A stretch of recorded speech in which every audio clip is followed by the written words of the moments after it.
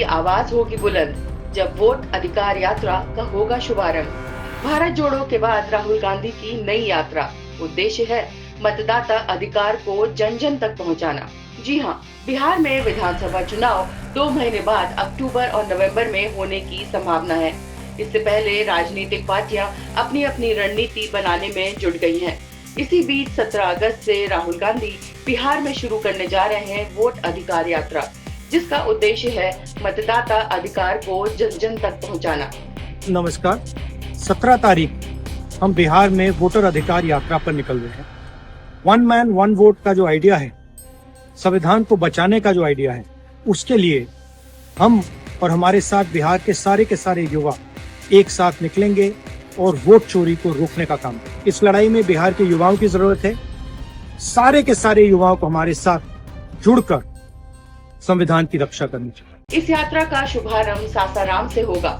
लगभग 16 दिन तक ये यात्रा बिहार के 21 जिलों जैसे औरंगाबाद, गया, नवादा, भागलपुर, मधुबनी, सीतामढ़ी जैसे कई और जिलों से गुजरेगी और पटना में एक विशाल रैली के साथ खत्म हो जाएगी। इस बार विपक्षी दलों की नजर मुस्लिम वोटरों पर है। जिन 10 जिलों में सबसे ज्यादा नाम हटाए गए हैं, उनमें से 5 जिलों में मुस्लिमों की खास आबादी है। कांग्रेस नेता राहुल गांधी बिहार में 17 अगस्त से 1 सितंबर तक वोट अधिकार यात्रा निकालने जा रहे हैं।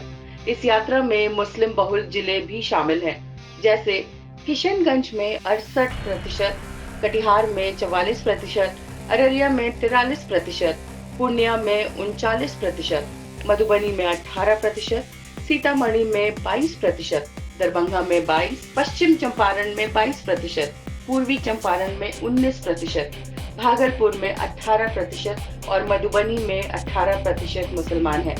बिहार में कुल आबादी 13 करोड़ की है। ऐसे में मुस्लिम की जनसंख्या 17.70 है, यानी राज्य में 30 लाख मुसलमान रहते हैं।